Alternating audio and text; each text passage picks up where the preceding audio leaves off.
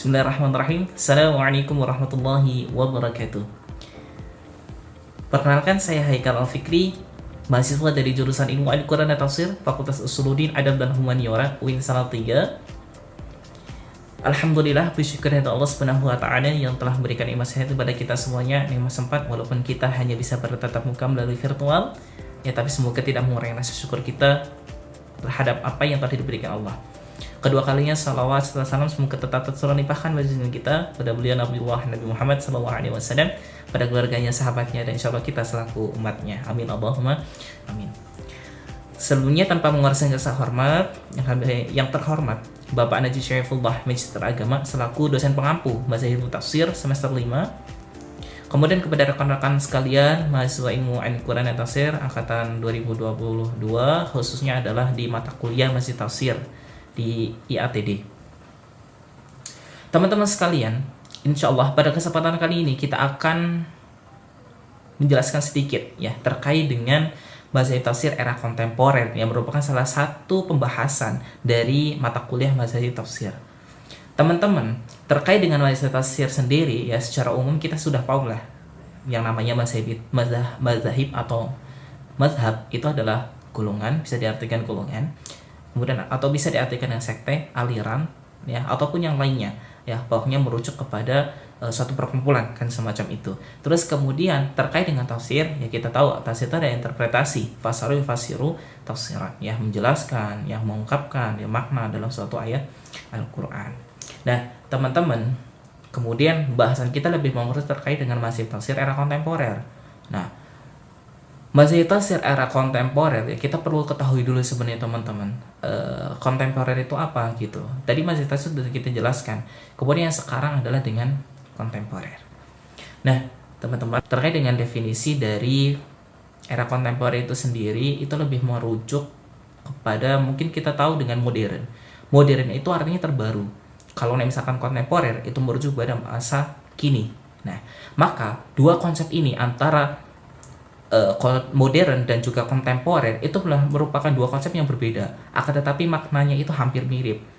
Yang mana kita bisa mengklasifikasikan atau menjustifikasi bahwasanya kontemporer itu ya itu kontemporer itu termasuk juga modern gitu. Karena kekinian ya pasti itu adalah suatu hal yang baru.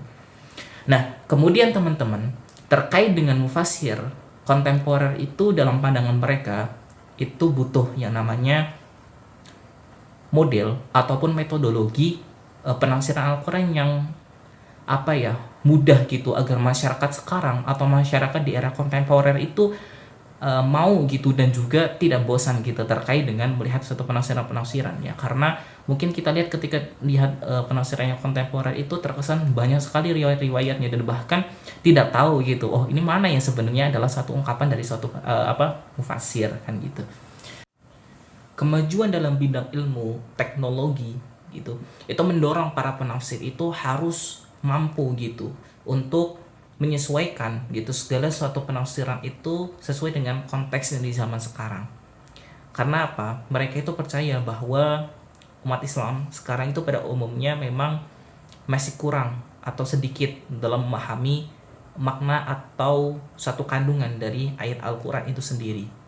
Nah teman-teman, dalam pandangan mufasir kontemporer itu sendiri itu juga mengatakan bahwasannya yang namanya penafsiran di zaman klasik itu sudah sesuai atau relevan dengan keadaannya ya di zaman itu. Kemudian kalau di tafsir kontemporer sekarang ya kita juga harus mampu gitu untuk bisa menafsirkan ayat Al-Quran itu sesuai dengan konteks di zaman sekarang juga.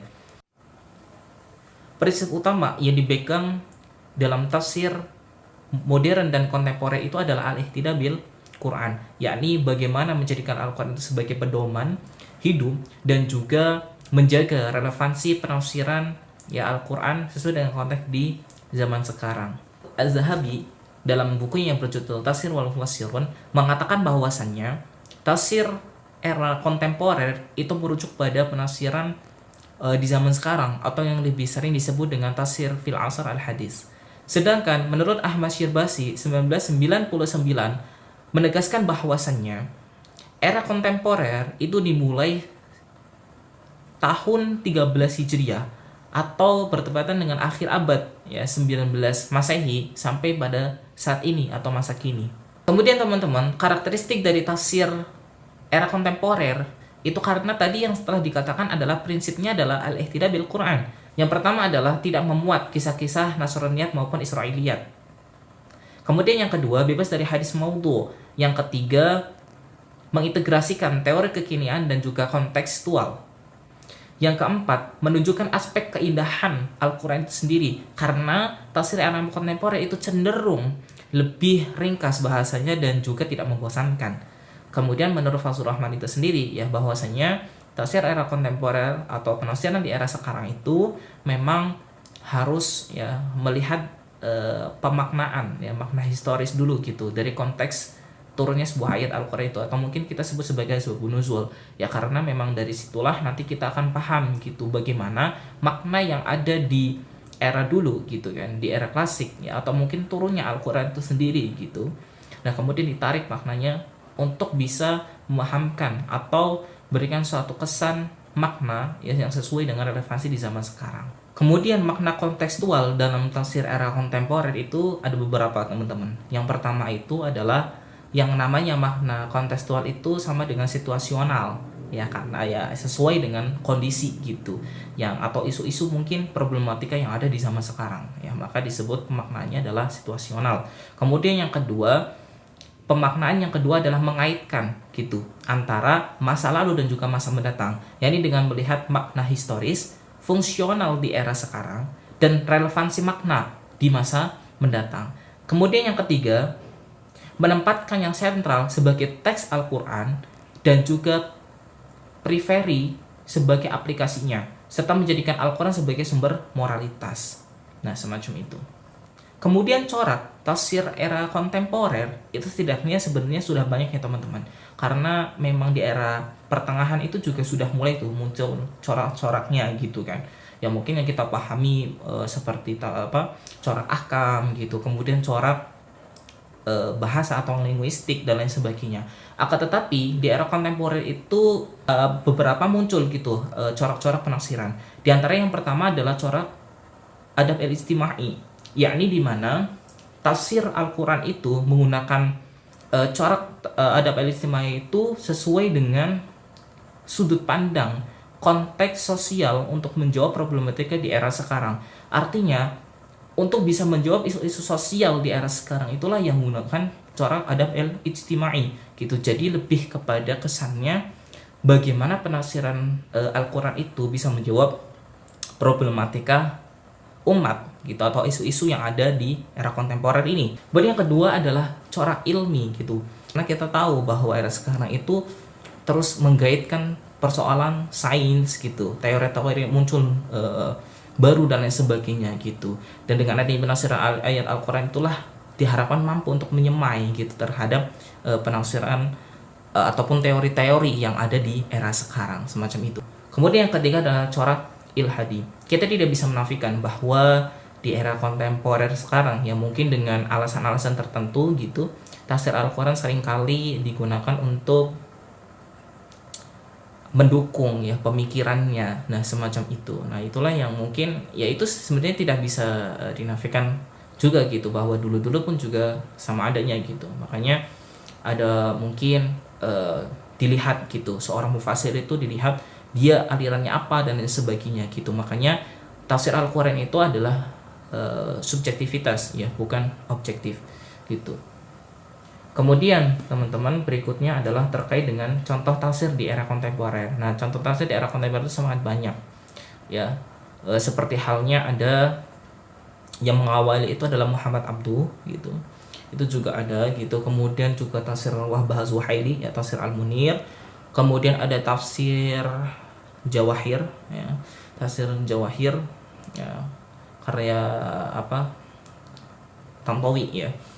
Kemudian ada tafsir Al-Quranul Karim karya Mahmud Yunus juga masuk.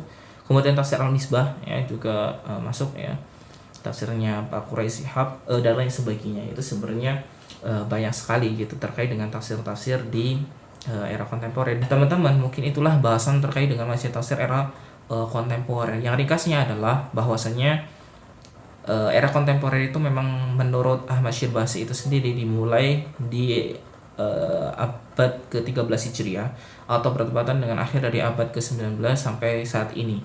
Itu yang disebut dengan kontemporer. Nah, termasuk beberapa corak-corak ya yang ada di tafsir era kontemporer itu sendiri ya ada 3 ya tadi, ada penambahan dari corak adab ijtimai, kemudian juga ada tafsir corak ilmi, dan juga ada yang corak ilhadi.